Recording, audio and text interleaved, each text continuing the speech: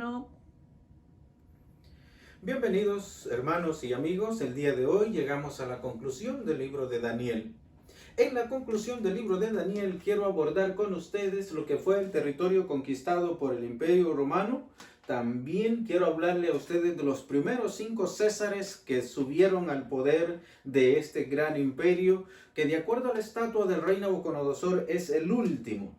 Aquí también en la conclusión voy a hacerle una comparación de la visión del capítulo 2, de la visión del capítulo 7 y también de la visión que alcanza a ver el apóstol Juan en Apocalipsis capítulo 13 y capítulo 17. Para ello quiero adentrarme en recordarles nada más el imperio que nosotros estuvimos viendo en el capítulo 11 del libro de Daniel. En el capítulo 12 nosotros no abordamos nada que tuviera que ver con los gobiernos y también con la geografía del imperio romano. Entonces quiero ahora dejarles a ustedes con en la mente el imperio que cae y también el imperio que sube. Se recuerda de aquel macho cabrío y también el cuerno notable que es el primer rey, entonces el imperio griego y su primer rey Alejandro Magno. Cuando ese rey muere, entonces dice que le surgen 4 cuernos y esos 4 cuernos representados en este territorio está Lisimaco, Casandro, Ptolomeo y Seleuco, que después se llega a conocer como el reino de los Ptolomeos, el reino Seleucido y estos 2 pequeños reinos. Mientras este imperio gobernaba o estaba en su auge, entonces se empezaba a gestar Roma. En esta flechita vamos a ver dónde inició el imperio romano. El imperio romano inicia en este lugar, inicia como una pequeña ciudad y entonces empezó a crecer, empezó a crecer hacia el sur, hacia la península de este lugar y también hacia el norte. Este lugar hoy en día es conocida como la Italia moderna, que la capital de la Italia moderna es Roma igual. Entonces estamos hablando de muchos siglos atrás cuando este país comenzó y empezó también a gestarse como el gran imperio. Este imperio empezó a adentrarse al Mediterráneo, conquistando las islas que estaban más cerca de él. Y empezó a crecer hacia el occidente. No creció hacia el oriente porque hacia el oriente está este imperio gobernando. Entonces era necesario que prosperara y creciera, pero hacia el oriente aquí tenemos Francia, España, Portugal y también la Gran Bretaña. Estando ya en este lugar, el Mediterráneo es este, entonces se adentró en el norte de África. Ya ha crecido, ya ha prosperado hacia el occidente, ya se está formando como un reino y después entonces empieza a caminar hacia donde está el otro imperio. Esto es muy importante que nosotros lo observemos geográficamente, para que nosotros veamos cómo fue creciendo el imperio romano, aun cuando éste estaba en función. Era la manera en la que Dios había diseñado que Roma se volviera fuerte. Y es muy importante porque Roma empezó ahora a adentrarse a lo que era el imperio griego, primero por estos 2 reinos pequeños, ya entrándose al Mediterráneo para el 180 antes de Cristo. Entonces, la historia nos ubica a nosotros con estos datos. Estos son datos históricos, no son datos bíblicos. Los datos bíblicos se los voy a mostrar un poco más adelante, pero es muy importante que al menos nosotros tengamos una idea de cómo se gestó, cómo creció, cómo se fortaleció el imperio romano. De ahí empezó a caminar un poco más hacia adelante, ya conquistando también el otro reino pequeño. Para el año 175 ya Roma ha tomado posesión de lo que es el Mediterráneo. Entonces empieza Roma a fortalecerse como un imperio ya para el año 175. Entonces empieza a opacar al imperio griego para tomar posesión de lo que ya le corresponde. Y empezamos a ver que para el año 175, entonces Roma ya está posicionada, ya está en el Mediterráneo, pero está en las fronteras del imperio Seleucido y del imperio de los Ptolomeos. Entonces, esto es muy importante. Siempre le he hecho la recomendación de que cuando tenga tiempo, recuérdese que este estudio y este libro es muy importante para nosotros, pero requiere mucha lectura y mucha meditación en la palabra, porque es algo muy profundo. Y le he hecho la recomendación de que vaya a escuchar o a leer el primer libro de Macabeos y segundo libro de Macabeos, que tienen que ver con este imperio. Hay un lapso de 50, 60 años de historia en esos libros. Los que han escrito libros de historia han tenido que acudir a eso. Entonces, le doy la base de donde está para que también usted pueda informarse. Es muy importante para nosotros lo que Daniel había dicho terminando el capítulo 11. Terminando el capítulo 11, Daniel nos está contando la caída del reino de Grecia. Y dice el versículo 44. Usted puede leer del versículo 40. No podía ponerlo por el espacio, pero le voy a poner los últimos dos, 44 y 45, para que usted observe qué es lo que Daniel alcanzó a ver ya cuando está llegando al ocaso del imperio griego. Dice: pero noticias del oriente y del norte lo atemorizarán, y saldrá con gran ira para destruir y matar a muchos, y plantará las tiendas de su palacio entre los mares y el monte glorioso y santo. Mas su fin ha llegado, y no tendrá quien le ayude. Déjenme ponerlo en contexto para que entonces se ubique de lo que estamos hablando. Este es el ejército de los Seleucidos. Nos está contando Daniel en los versículos anteriores que el reino del sur, el ejército del sur, se metió y entonces a agredir al imperio del norte, al reino del norte, al rey del norte, como dice ahí. Y entonces este se enojó y dice que con ira furiosa descendió entonces y venció al ejército de los Ptolomeos. Ya ha vencido al ejército de los Ptolomeos, y esa victoria que obtiene, entonces le llegan noticias de que alguien se está asomando, y era ya el imperio romano que estaba en las fronteras. No tiene problemas porque tiene lleno de ejércitos las fronteras y también a la orilla del Mediterráneo, pero no tiene ejército aquí. Por esto es muy importante lo que nos cuenta Daniel. Dice que se establece, se posiciona aquí porque quizás pensó que este se podía aliar al ejército enemigo. Pero Daniel nos está contando, ya llegó su fin, no hay quien lo salve, no hay quien le ayude. Entonces ya Dios había puesto fin a este imperio. Por esto es importante entonces, cuando ya llegó su fin, Roma se adentra a lo que era el territorio controlado por ellos y también al parte del territorio de los Ptolomeos. Israel, pues, que tiene que estar siempre ahí porque es el pueblo de Daniel y por quien Dios le ha manifestado todo lo que va a estar aconteciendo. Un dato importante en esto y que quiero también recordárselo: recuérdese que nosotros estamos viendo esto a causa del sueño del rey Nabucodonosor. El rey Nabucodonosor quería saber el porvenir y dice que eso lo inquietaba y entonces tuvo ese sueño. Ya para más adelante le pongo estos dos territorios en gris más claro, porque este fue el territorio que Roma controló. Pero en realidad estos fueron influenciados nada más por la cultura romana y todo lo que Roma pues empezaba a hacer. Aquí mismo quiero que nosotros nos ubiquemos ahora en la estatua del rey Nabucodonosor, el sueño del rey Nabucodonosor, para que podamos concluir con lo que ya nosotros debemos de ver. ¿Se acuerda el sueño? Esto lo hemos visto durante todo el libro de Daniel. Aquella cabeza de oro que era Babilonia, pues ya se fue. También tenemos al imperio medo-persa, también ya pasó. Tenemos al imperio griego, que es el que acaba de terminar, y queda entonces establecido ya el imperio romano. Este es el territorio controlado por ellos. Estamos para el año 175 a.C. y Roma queda ya establecida como el imperio que tiene el control. Entonces recordemos las fechas. El año 335 al 176 es el tiempo que el imperio griego está gobernando. Para el 175 Roma queda ya establecida, ya como el imperio que Nabucodonosor vio y que Daniel le da la interpretación, y durará hasta el 476 después de Cristo. Entonces Roma está 175 años antes que Cristo venga, y después que Cristo llegue durará 476 años más. Es el imperio que más años duró.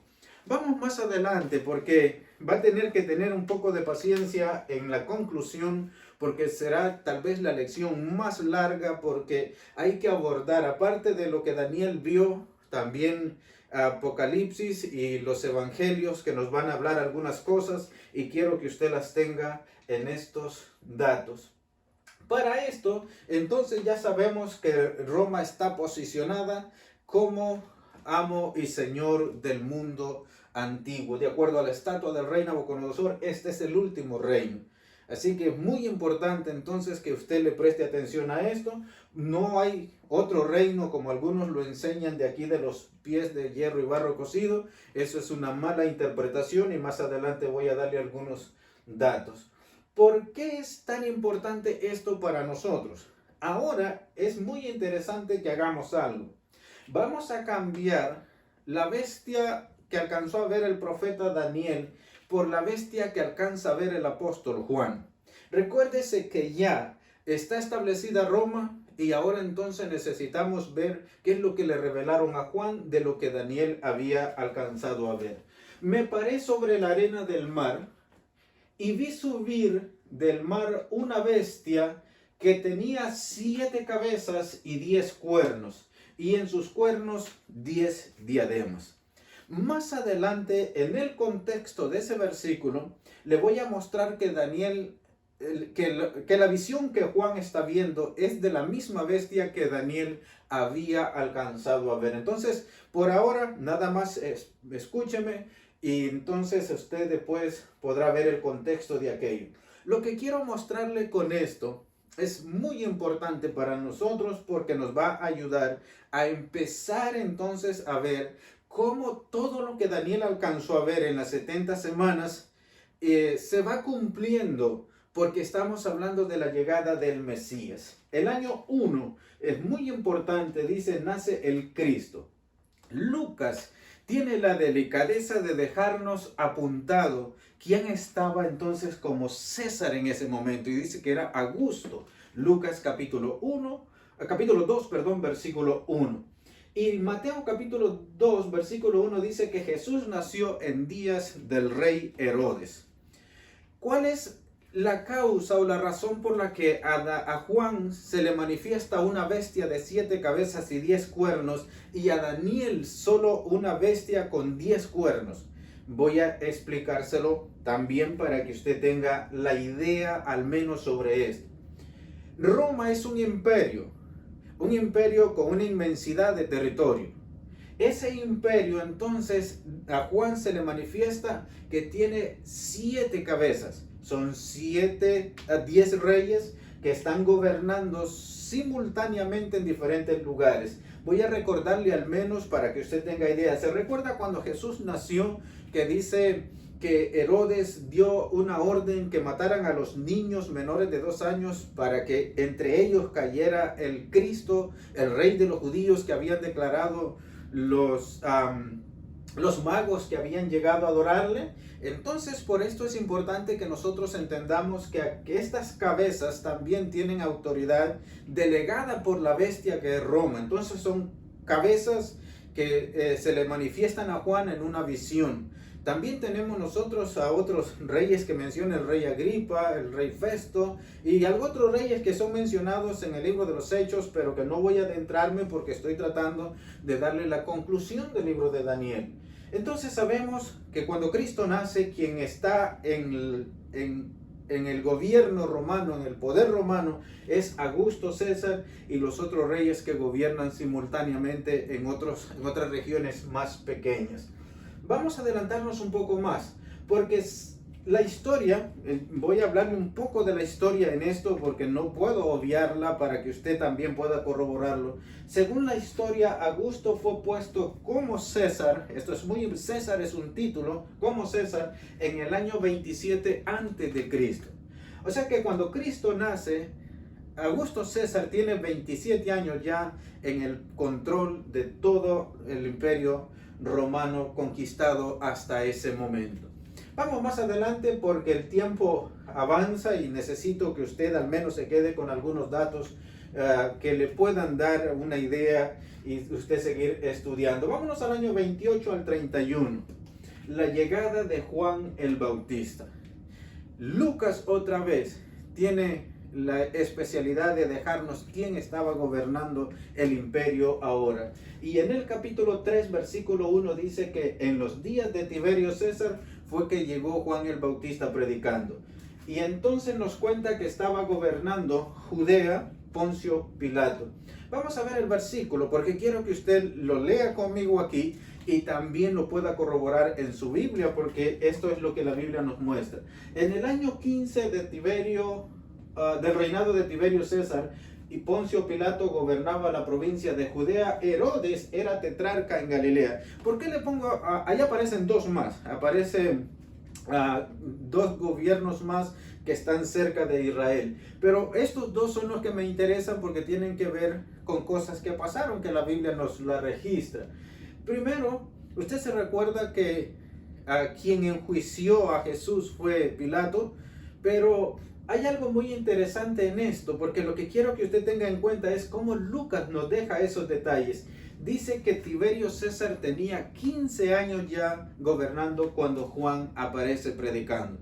Entonces estamos hablando de los Césares y estamos hablando de la llegada de los siervos del Dios Altísimo. Y ahora nos dice que quien estaba en Judea, recuérdense que estaba Judea, Samaria y Galilea, pero Samaria no es contada como parte del territorio judío por lo que había pasado en la antigüedad.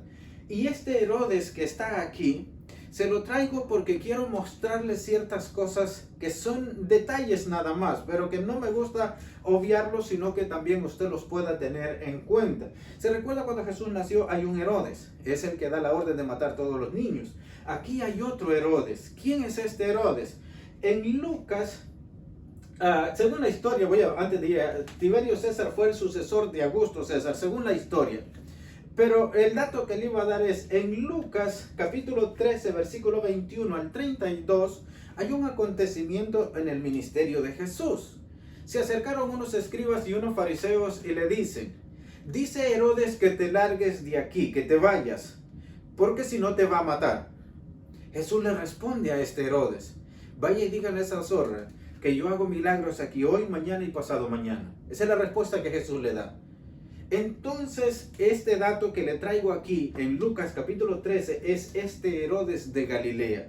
Entonces estamos hablando que había un Herodes cuando Jesús nació para el año 1, hay otro Herodes para el año 30 por allá, pero que ahora está gobernando es Galilea, y entonces ahí es donde hay este acontecimiento. Adelantémonos un poco más porque necesito avanzar en esto. Tengo más adelante las comparaciones que le hablaba de las visiones de ambos, pero esto es histórico y también la Biblia nos lo cuenta en algunas partes. Para el año 30 al 33, yo uso 3 años y medio en el ministerio del Señor Jesús por algunos datos que he logrado recopilar y entender. El ministerio de Jesús y la crucifixión de Jesús se efectuó bajo el gobierno de Tiberio César. El mismo Tiberio César que estaba cuando Juan apareció predicando. Juan y el Señor, los ministerios de ambos son simultáneos en cierta manera. Juan termina el de él cuando es decapitado y entonces toma lugar el ministerio del Señor y la crucifixión del Señor. Para esto, pues para mí es muy importante que usted también pueda al menos tener datos que le permitan.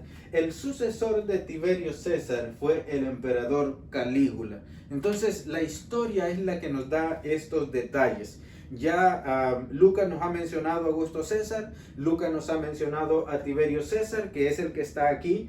Entonces este Calígula que llega en este momento es muy importante porque es el tercer emperador que tomará posesión en el Imperio Romano.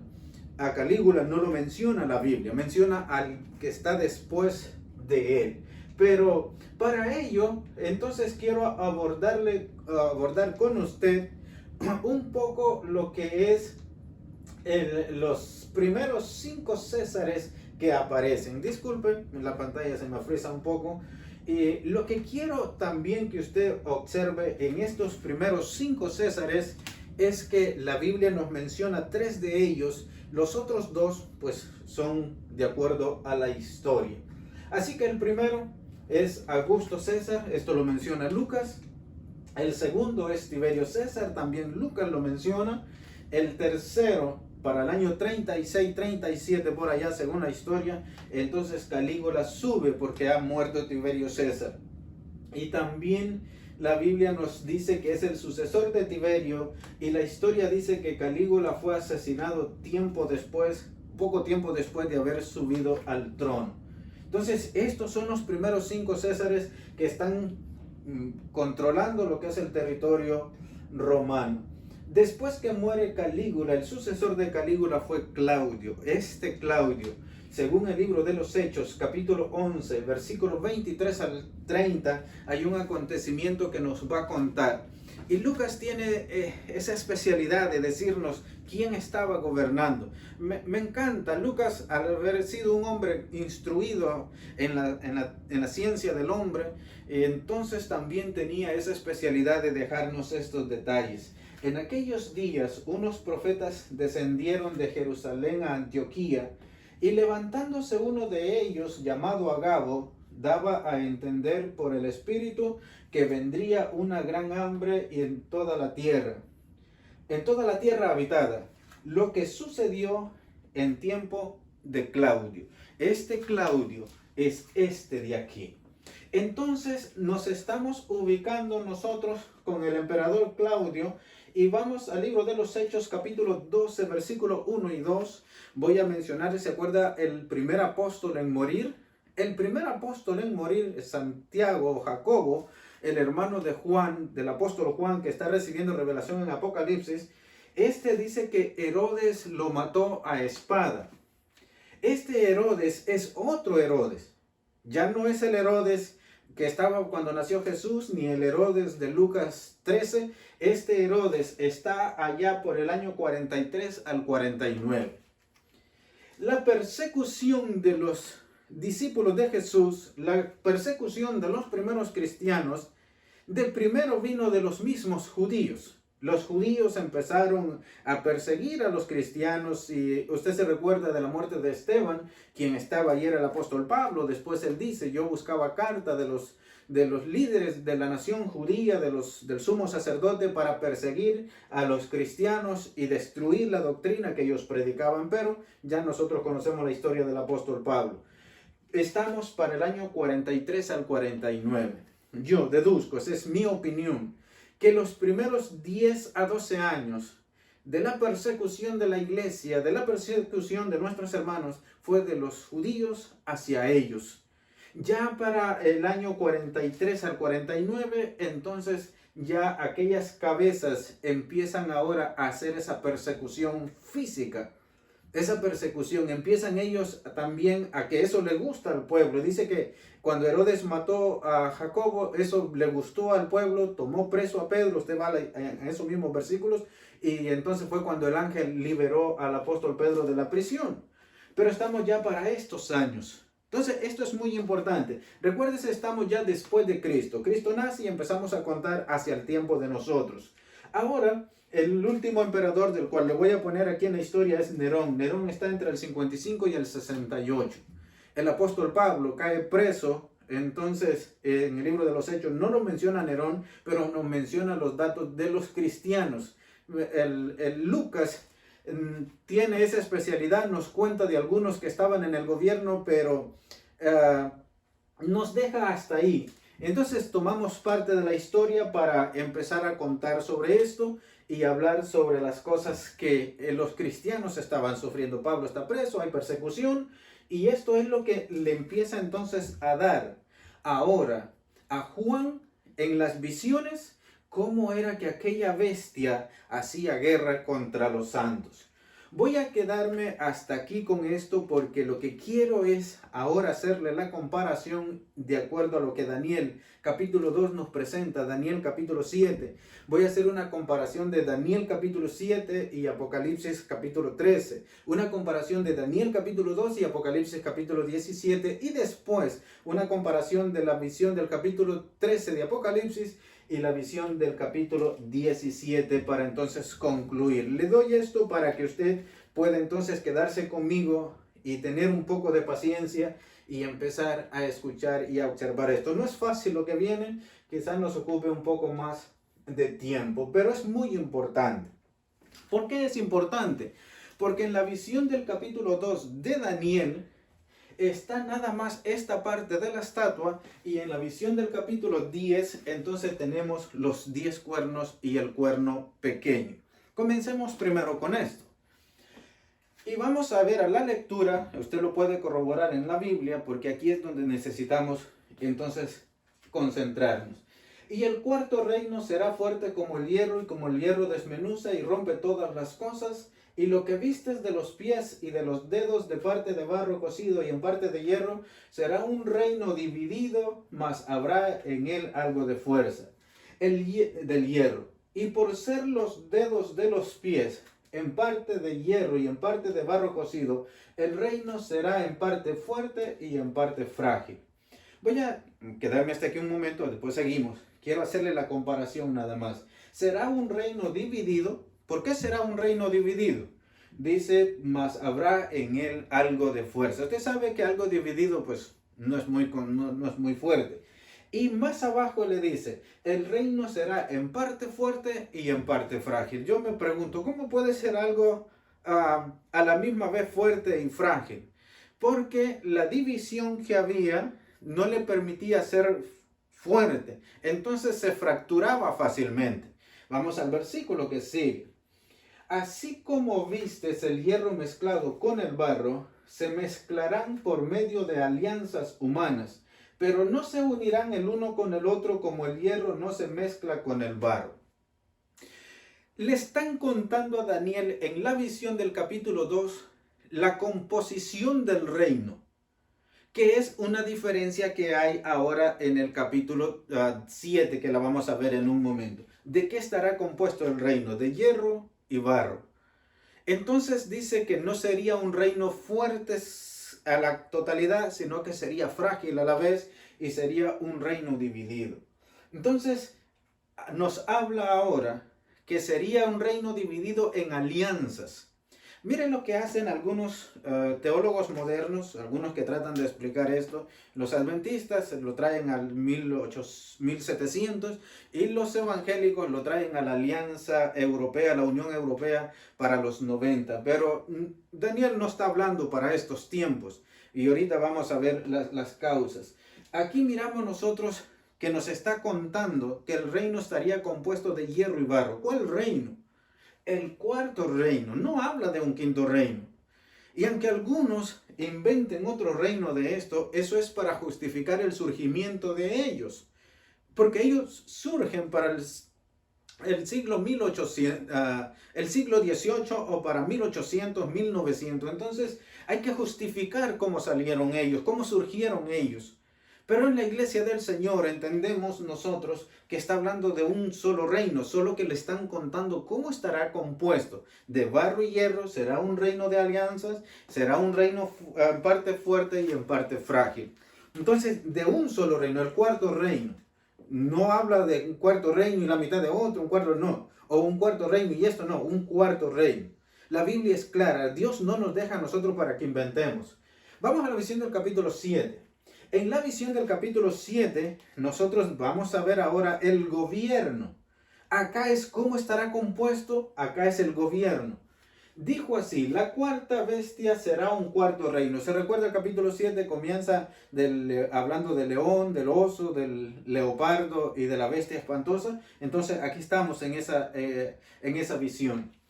El cuarto reino en la tierra, el cual será diferente a todos los otros reinos. De una vez le aclaran a Daniel que sería diferente.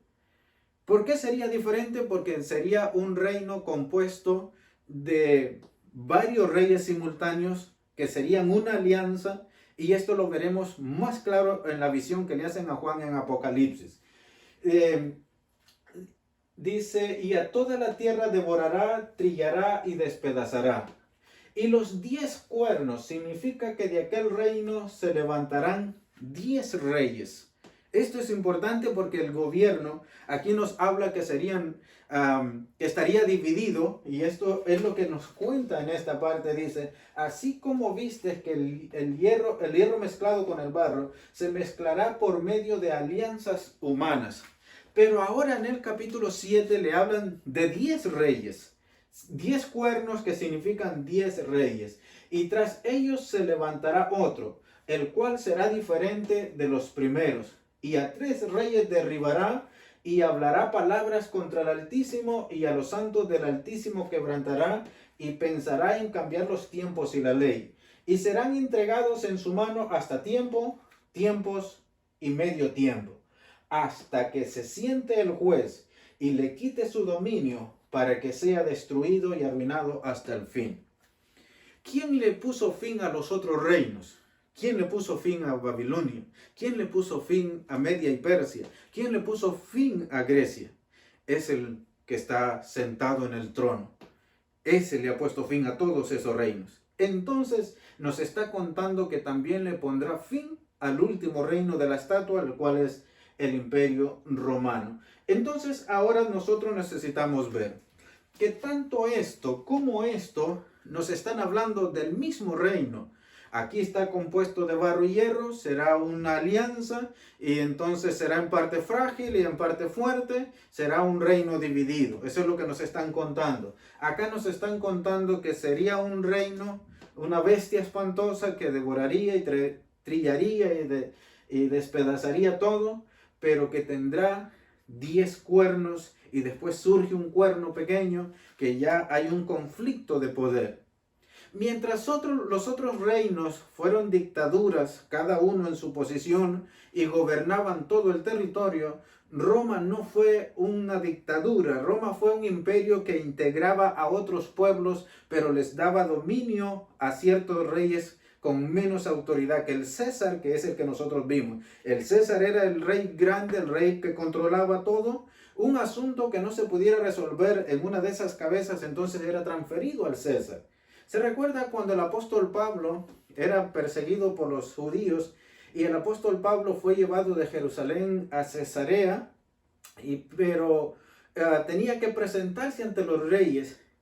Y el rey que estaba ahí, Festo, si no mal recuerdo, habla con Agripa, o uno de esos, no me recuerdo el dato específico, pero se lo voy a mencionar.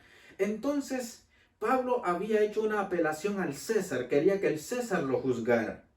Entonces aquellos 2 reyes pequeños no podían detener o retener al apóstol Pablo ahí, porque él había hecho una apelación como ciudadano romano.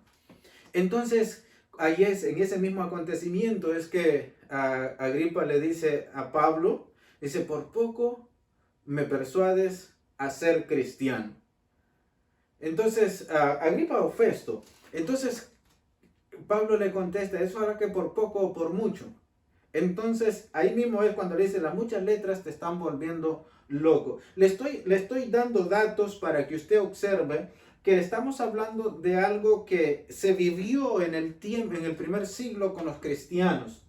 Vamos un poco más adelante, porque ahora quiero mostrarle a usted cómo estas 2 bestias también son la misma.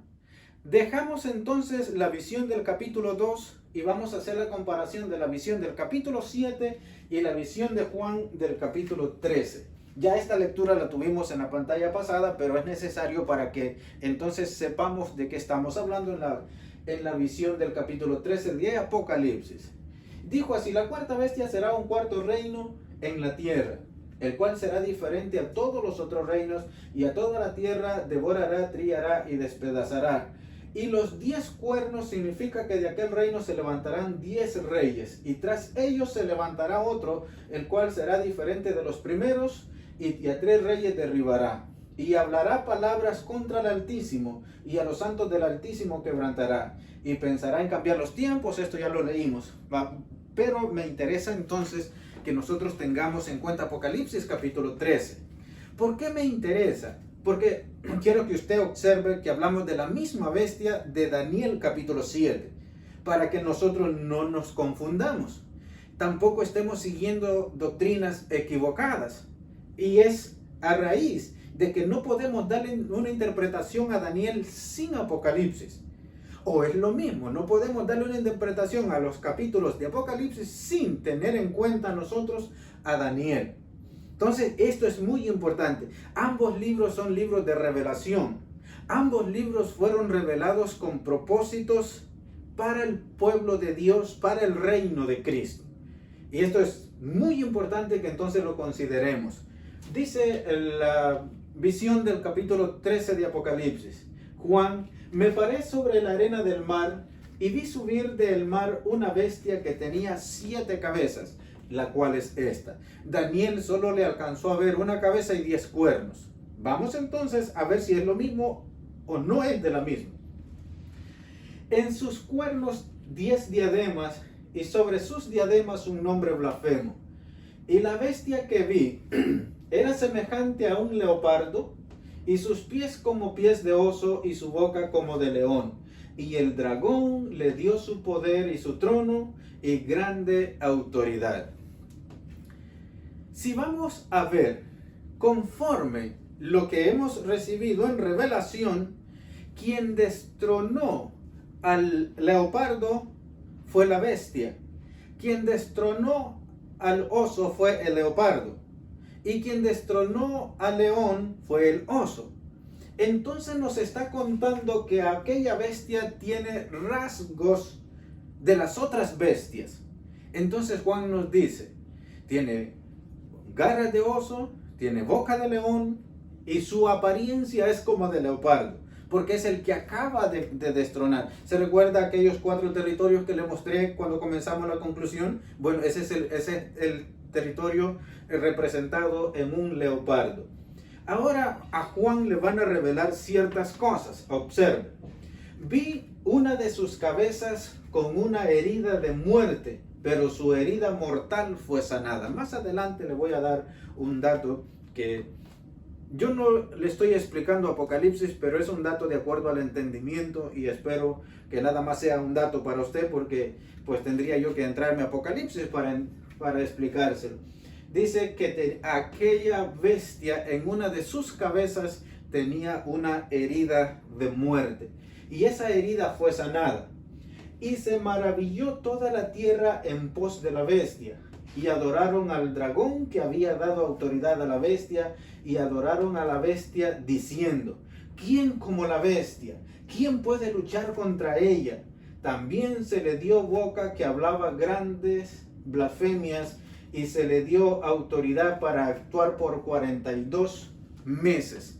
Estamos hablando de lo mismo. Dice que acá se le dio que hiciera guerra contra los santos o que le iban a entregar a los santos tiempos y la mitad de un tiempo. Yo le explico a usted que para mí, de acuerdo a la indagación y los datos que he podido entender, tiempos y la mitad de un tiempo comienzan después de la muerte de Cristo y ascensión al cielo con la persecución de la iglesia, por lo que dice en el capítulo 12 del libro de Daniel, versículos 10 al 12, que ahí nos cuenta que comenzaría después que se haya quitado el continuo sacrificio. ¿Qué es lo que nos está contando aquí? Dice que a esta bestia, a esta cabeza que tenía una herida mortal, se le dio la autoridad de hacerle guerra a los santos. Vamos a ver de qué estamos hablando. Y se maravilló toda la tierra en pos de la bestia, y adoraron al dragón que había dado autoridad a la bestia, y adoraron a la bestia diciendo, ¿quién como la bestia? ¿Quién podrá luchar contra ella? También se le dio boca que hablaba grandes blasfemias, y se le dio autoridad para actuar 42 meses. Y la bestia blasfemaba contra Dios y blasfemaba contra su trono y de su tabernáculo y hasta de los santos que moran en el cielo. Y se le permitió hacer guerra contra los santos y vencerlos. También se le dio autoridad sobre toda tribu, pueblo, lengua y nación. Y la adoraron todos los moradores de la tierra, cuyos nombres no estaban escritos en el libro de la vida del Cordero, que fue inmolado por el mundo. Esto es lo que nosotros necesitamos tener en cuenta, que estamos hablando de Cristo Jesús, estamos hablando de la bestia y estamos hablando de los santos, de los cristianos. Entonces, no podemos desligarnos de esto. Estamos hablando del Imperio Romano, pero estamos hablando de una cabeza que fue herida de muerte. Según la historia, lo que yo le mencionaba, Calígula fue muerto. Y al ser el que tiene el control y el poder del Imperio Romano o de la bestia, pues fue una herida mortal para ellos, pero que fue sustituido por su tío Claudio. Entonces, pero esto la historia es lo que lo dice. Nada más le doy datos. Ahora, cuando nos dice que aquellos que adoraron a la bestia, los nombres de ellos no estaban escritos en el libro de la vida del Cordero que había sido inmolado. Versículo 9. Si alguno puede oír, oiga. Usted tiene oído, dice, oiga, préstele atención a lo que le estoy diciendo. ¿Se acuerda cuando hay mensajes a las 7 iglesias? El que tiene oídos para oír, oiga lo que el Espíritu dice.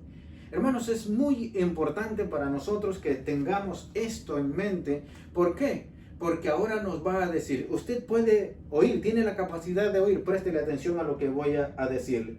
Si alguno debe de ir a cautividad irá. Si alguno debe de morir a espada morirá. Aquí se ha puesto a prueba la paciencia de los santos. Esto es tomado de la nueva versión internacional. Entonces se lo aclaro para que si lo busca en la Reina Valera lo va a encontrar de otra manera. ¿Qué es lo que nos está diciendo? Dice que se le permitió a la bestia hacer guerra contra los santos y vencerlos. Le explicaba anteriormente que esto en la Reina Valera es una mala traducción, porque y los iba venciendo. ¿Por qué le explico esto? Porque acá creo que dice, pero se sentará el juez y le quitará su dominio para que sea destruido y arruinado hasta tiempo del fin. La Biblia siempre nos dice que Dios no nos deja ser tentados más de lo que podemos nosotros resistir. Entonces, a esta bestia se le permitió hacerle guerra a los santos, la persecución contra los cristianos. Pero llega un momento en el que Dios mete la mano. Entonces dice que se sienta en su trono y entonces le hace juicio a la bestia. ¿Por qué es importante esto? Porque nosotros tenemos que tenerlo presente. Así que entonces estamos hablando de la misma bestia del capítulo 7 de Daniel. Estamos hablando de la visión de Daniel y la visión del apóstol Juan. Entonces hablamos de lo mismo. Vamos un poco más adelante porque quiero mostrarle a usted algo en esto. Disculpe que se me frisa la pantalla. Y esto es lo que quiero que usted observe. La visión del capítulo 2 y la visión del capítulo 17. Un poquito más adelante le voy a hacer la comparación de la visión del capítulo 13 y la visión del capítulo 17 de Apocalipsis. Dice Daniel, será un reino dividido. Esto lo vimos en la primera pantalla sobre esto. Mas habrá en él algo de fuerza del hierro, así como viste del hierro mezclado con el barro cocido. Versículo 42, parte B. El reino será en parte fuerte y en parte frágil. 43a. Así como vistes el hierro mezclado con el barro, se mezclará por medio de alianzas humanas. Quiero que usted le preste atención a esto porque tenemos la oportunidad de poder observar lo que viene. Cuando vamos a Apocalipsis capítulo 17, vamos a encontrar una lectura bastante larga, bastante difícil. Pero lo que quiero mostrarle a usted es lo que le han contado a Daniel, cómo se lo revelan a Juan. Capítulo 17 de Apocalipsis, versículos 6 al 14. Vi a la mujer ebria de la sangre de los santos. ¿Se acuerda en el capítulo 13 de Apocalipsis? Aquí se ha puesto a prueba la paciencia y la fe de los santos por la persecución que había. Entonces ahora nos está contando. Vi a la mujer ebria de la sangre de los santos y de la sangre de los mártires de Jesús. Y cuando la vi, quedé asombrado con gran asombro. Juan, el apóstol Juan, está asombrado de lo que está viendo. Y el ángel me dijo, ¿por qué te asombras? Yo te diré el misterio de la mujer y de la bestia que la trae. Cuando empezamos a ver ahora, nos está contando de una mujer y la bestia en la que viene montada la mujer, la cual la tenemos aquí. Yo le mencionaba a usted en una de las clases anteriores que para mí esta mujer representa al falso profeta, a la iglesia apóstata. ¿Por qué le explico eso? Por los detalles que he encontrado y por el análisis que he hecho, de acuerdo a mi entender, con respecto a esto. Esa mujer dice que estaba ebria con la sangre de los santos y de los mártires de Cristo. La palabra mártir que aparece aquí, o mártires, es de los testigos de Cristo Jesús. Hablamos de los apóstoles, hablamos de aquellos primeros cristianos que quizás conocieron al Señor y que fueron muertos por causa de la fe en Él. Lo que quiero que usted observe es lo que Juan dice, que quedó asombrado. Entonces el ángel le dice, ¿por qué te asombras? Yo te voy a explicar lo que esto significa. Yo te diré el misterio de la mujer y de la bestia en la que viene montada. La bestia que tiene 7 cabezas y 10 cuernos. O sea que la visión del capítulo 17 también tiene que ver con el Imperio Romano. Entonces estos son detalles importantes y espero pues tratar de ayudarlo lo mejor que esté en mi capacidad y en mis posibilidades. La bestia que has visto era y no es, y está para subir del abismo e ir a perdición. Y los moradores de la tierra, aquellos cuyos nombres no están escritos desde la fundación del mundo en el libro de la vida, se asombrarán viendo la bestia que era y no es y será. Hay un juego de palabras en esta visión. Y esto es lo que confunde a muchos, y mucho más si desde el principio tienen una interpretación equivocada, o desde el principio tienen error de lectura, porque es lo que más acontece algunas veces. Entonces no logran entender de qué está hablando Juan. A Juan le están mostrando una bestia de 7 cabezas y 10 cuernos. Pero ojo, vamos a observar esto y voy a tratar de hacerlo lo más fácil que se pueda. Nos habla de una bestia que era y no es. Vamos a ir de este versículo al versículo 11. Y después vamos a hacer un juego con estos versículos, no tratando de confundirlos, sino de que usted pueda entender. La bestia que era y no es. Ojo, es también el octavo rey y es de entre los 7 y va a la perdición. Y los 10 cuernos que has visto son 10 reyes que aún no han recibido reino, pero por una hora recibirán autoridad como reyes juntamente con la bestia. ¿De qué hablamos ahora? Hay cosas que son muy importantes y como es revelación, es un libro de revelación, necesitamos nosotros no desconectarnos de esto. Cuando habla, dice, la bestia que vistes que era y no es, aquí si solo nos dejara esto, hermano, nosotros estaríamos en la luna, estaríamos perdidos. Pero el ángel le explica a Juan a qué se está refiriendo de la bestia que era y no es. Se está refiriendo a la bestia como el Imperio Romano. Pero es importante entender que en ese cambio que hace, Dios nos explica de qué nos está hablando. De un rey que también tendría potestad en la bestia. Un poquito más adelante le voy a decir qué es lo que yo creo y pienso de lo que nos está hablando aquí. Ahora vamos entonces al versículo 9. Esto es para la mente que tenga sabiduría. O sea que le están diciendo a Juan, lo que tú estás viendo y lo que te estamos contando, esto no lo podrá entender cualquiera. Cuando nos está diciendo eso, necesitamos entonces nosotros concentrarnos en la visión y en lo que nos está contando. Dice la segunda parte del versículo 9, las 7 cabezas son 7 montes. son 7 gobiernos, son 7 reyes y hay 3 más para que sean 10. Entonces nos está contando, ahora miren lo que nos dice, para que usted vea que lo que nos ha dicho, que lo que él está recibiendo es para mentes que tengan sabiduría. Dice, las 7 cabezas son 7 montes, sobre los cuales se sienta la mujer. Yo le pregunto, nos está hablando de la bestia y nos está hablando de la mujer.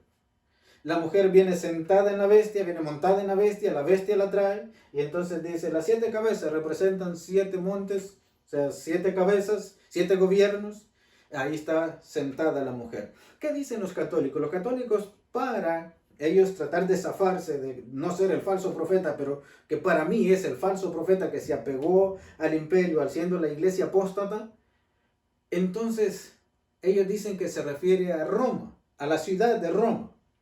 Porque en el capítulo 18 habla sobre una ciudad y es, pero hay que darle la interpretación a eso, hay que entender eso de acuerdo a la visión. Entonces, no puede ser, de acuerdo a mi entendimiento, la ciudad de Roma, porque nos está hablando de 2 cosas diferentes, la bestia y la mujer. Pero eso es otro asunto, porque yo no estoy con Apocalipsis. Lo que quiero sí que usted tenga en cuenta es que nos hace un juego de palabras en esto y nos cuenta la bestia como un rey, como el 8º rey. Y dice que esto es para el futuro. O sea que para cuando Juan está viendo esto, todavía no ha llegado. ¿Y por qué no ha llegado? Observe lo que le explican a Juan. Dice el versículo 10. Y son 7 reyes. ¿Cuáles son 7 reyes? Estos 7 montes. 5 de ellos ya han pasado ya. ¿Se recuerda cuando le muestro los Césares del Imperio Romano? Le estoy hablando de los primeros 5, para el año 68, según la historia, Nerón muere. Entonces, para mí, de acuerdo a los tiempos, estamos en esto que le están contando a Juan después del año 70. ¿Qué le están contando a Juan? 5 han pasado ya, 1 está gobernando. Entonces, de los que estamos hablando nosotros ahora, estamos interesados en observar cómo se desarrolla la visión del apóstol Juan. Dice, 5 pasaron ya, 1 está gobernando y el otro aún no ha venido. Cuando venga es necesario que dure breve tiempo. Cuando yo le muestro a usted y le doy la idea del versículo 8 y el versículo 11, quiero entonces que le preste atención a lo que le estoy diciendo ahorita. La interpretación del versículo 8 es el versículo 11. Quiero que eso lo tenga en cuenta, no se me confunda. Pero lo que es el versículo 9 y el versículo 10 nos está contando la historia en el momento que Juan está vivo viendo eso. Porque para mí, lo que es la visión del versículo 8 y del versículo 11 es ya cuando Juan ha muerto. Para mí, voy a decirle en fecha más o menos, puede estar entre el año 250 al 350, lo que Juan está alcanzando a ver. ¿Por qué le doy esas fechas? Porque está hablando hacia el futuro. Y dice el versículo 10, y son 7 reyes, estos 7 montes. 5 de ellos han pasado ya y 1 está gobernando. O sea, 5 Césares habían pasado, 1 estaba en turno en ese momento y le dice, el otro todavía no ha venido, que sería el número 7. Pero el 8º rey, al cual lo representa como una bestia, en el versículo 11 dice, la bestia que vistes era y no es, y también el 8º rey es de entre los 7, del cual es 7 de los que le ha mencionado aquí. Un 8º rey lo representa como una bestia, pero lo está representando hacia el futuro. Observe lo que dice. Es de entre los 7 y va a la perdición. Y los 10 cuernos que has visto son 10 reyes que aún no han recibido reino. ¿Por qué le menciono que es hacia el futuro? Porque le están diciendo a Juan, está el 6º ahorita gobernando, el 7º no ha venido, después vendrá el 8º que también es contado entre los 7. Dice que junto con ese 8º rey gobernarán 10 reyes con él. Ahora, cuando nos va a contar en el versículo 13, estos tienen un mismo propósito, entregarán su poder y su autoridad a la bestia, pelearán contra el Cordero y el Cordero los vencerá, porque es Señor de señores y Rey de reyes. Cuando estamos nosotros en esto es muy importante, y yo sé que es difícil, como dice aquí, para una mente que quizás no tenga mucha sabiduría, pero es el propósito de explicarle estas cosas. Por el error que se predica a grandes masas, por el error que, hermanos, que Satanás hace proliferar en gran manera. Pero entonces nosotros necesitamos tener un dato sobre esto. Estamos hablando sobre lo mismo, las mismas revelaciones de la bestia que le hacen a Daniel y que le hacen al apóstol Juan. Todo esto no será fácil para aquella persona que quiera escuchar estas lecciones, pero que son muy importante. La iglesia necesita, hermanos, más despertar, más chispa. Los hermanos necesitan más lectura, los hermanos necesitan más meditación, los hermanos necesitan también que los pongamos a pensar con estas cosas. ¿Por qué le menciono esto, hermanos? Porque debe de ser mi interés hacia eso, debe de haber en mí ese propósito. Debe de estar, hermanos, ese interés en la iglesia de escudriñar más y más cada día. Vamos ahora a la comparación de esto que le mencionaba, de lo que son los 10 reyes y el octavo rey, que para mí puede ser ese cuerno pequeño. Como no estoy estudiando Apocalipsis, pues no estoy muy empapado sobre esto, pero puede ser los 10 reyes y el octavo rey puede que sea el cuerno pequeño que alcanzó a ver Daniel. En esto, ahora sí, voy a mostrarle a usted lo que es la comparación de la visión del capítulo 13 y la visión del capítulo 17 de Apocalipsis. Dice, vi una de sus cabezas con una herida de muerte y que fue sanada. Entonces, 10 cuernos y 7 cabezas. Esto es lo más relevante que le puedo mostrar, que estamos hablando de 7 cabezas y 10 cuernos. Estamos hablando de la misma bestia. Estamos hablando de la persecución de los santos. Estamos hablando también que de los reyes y de los que estarían gobernando, que se les son mencionados también en la visión del capítulo 13. Pero quiero que usted tenga en cuenta la visión del capítulo 13 por esto. Cuando le estaban haciendo la guerra a los santos y ellos estaban, hermanos, pasándola difícil y pues se estaban desanimando. Y dice, aquí se ha puesto a prueba la paciencia y la fe de los santos. Voy a adelantarme un poco más sobre esto, porque quiero que usted le preste atención a lo que Dios quiere decirnos con todo esto. Aquí vuelve a tener la misma expresión. Los primeros cristianos vivieron una vida difícil, fueron muertos a espada, fueron encarcelados, fueron hermanos que llevaron una vida terriblemente dura con tal de permanecer en el reino. Pero aún en esto nosotros tenemos en la Biblia los datos para que los podamos leer y los cristianos de ahora estemos informados de cómo fue que aquella bestia le hizo la vida difícil a la iglesia tratando de destruirla. Cuando dice que Satanás está detrás de la bestia, le dio su poder y su trono, era tratando de destruir al pueblo del Señor. El libro de los Hechos, capítulo 14, versículo 22. Fortaleciendo a los discípulos y animándolos a permanecer en la fe, les decían, es necesario pasar por muchas tribulaciones y aún así permanecer en el reino de Dios. Esta es una versión de lenguaje actual. ¿Qué es lo que le están diciendo? Dice que los discípulos, el libro de los Hechos, escrito por Lucas, nos está contando que iban, dice, a animar y a fortalecer los ánimos de los discípulos porque la persecución y todo el sufrimiento los estaba pues desanimando a esto. Dice, es necesario, mire lo que le dicen a ellos, es necesario pasar por muchas tribulaciones y aún así permanecer en el reino. Hermano, no lo tenían fácil ellos, no lo tenían fácil. Y eso es lo que le revelaron a Daniel, que aquella bestia hacía guerra contra los santos. Es lo mismo que le revelaron al apóstol Juan. Es lo mismo que escribieron aquellos hermanos en el Nuevo Testamento. Y no solo Lucas. Vamos a ver lo que nos cuenta el libro de los Hebreos. No tenemos a ciencia cierta quién escribió el libro de los Hebreos, pero si me pide mi opinión o le doy mi opinión, para mí es el apóstol Pablo, por el lenguaje que tiene. Es mi opinión, nada más. Usted no diga que es el apóstol Pablo, es mi opinión, por el lenguaje, cómo está y el conocimiento que tenía un hombre como él. Recuerden aquellos días, también le están dando a los santos, a los cristianos, motivación. Recuerden aquellos días cuando ustedes, después de haber sido iluminados, sostuvieron una dura lucha y soportaron muchos sufrimientos. Los santos los están tratando de otra vez de animar. Unas veces fueron expuestos públicamente a insulto y a la persecución.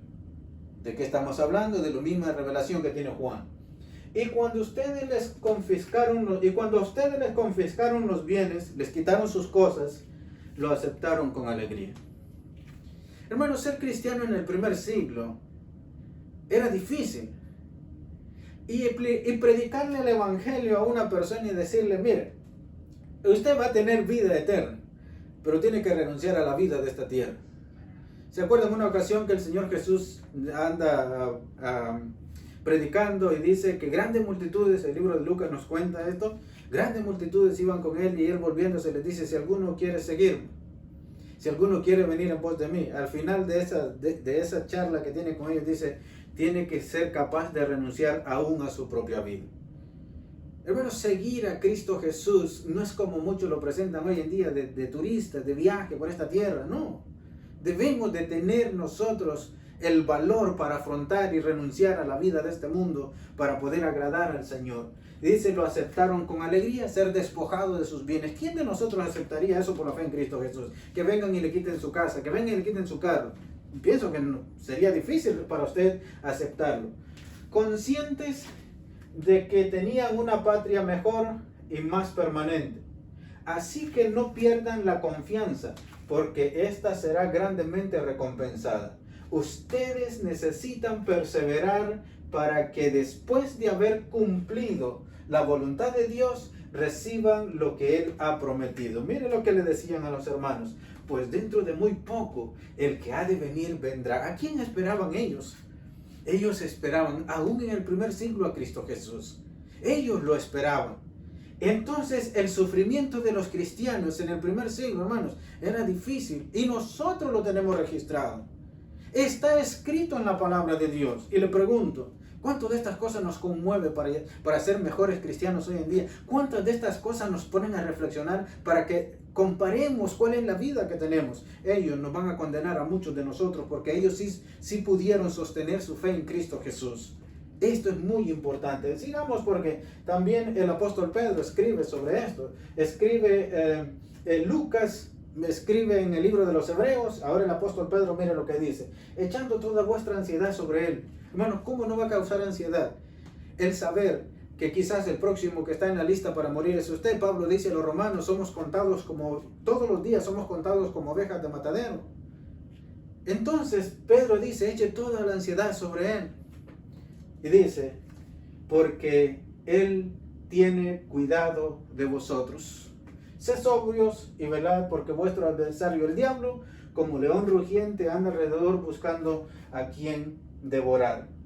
Al cual resistid firmes en la fe, sabiendo que los mismos padecimientos se van cumpliendo en vuestros hermanos en todo el mundo.